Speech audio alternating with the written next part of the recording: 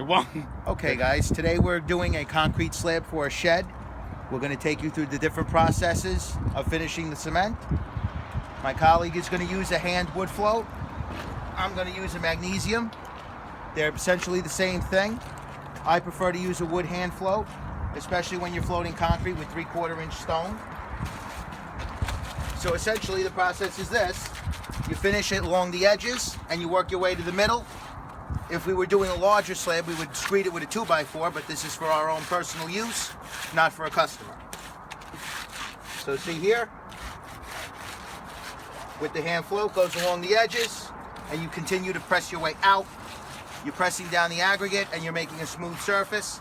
Magnesium will do the exact same thing, as you can see here.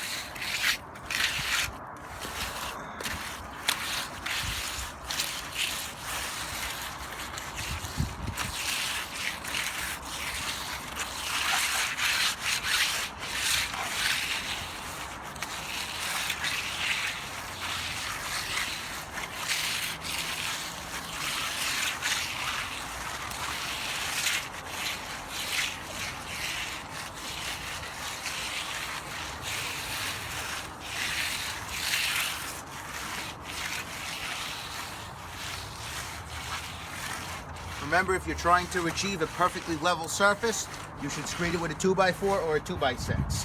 When you're done with the floating, come over here. Your next step will be to hit it with a steel trowel. This will bring any bleed water to the top, and it'll give you a nice, flat, perfectly smooth surface. It's basically the same function as a hand float. Start from the edge and bring your way down. You're bringing the bleed water to the top, and you're leaving a nice, smooth surface so you can broom it afterwards.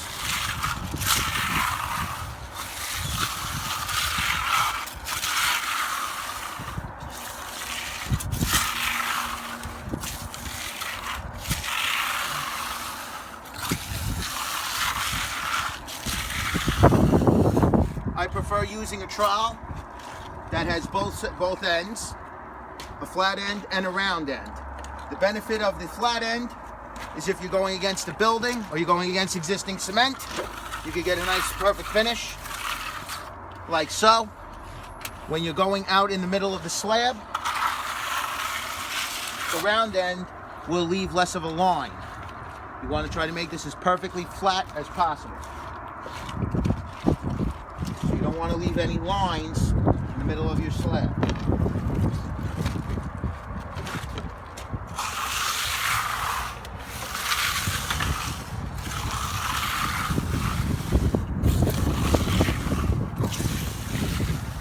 Got the edge?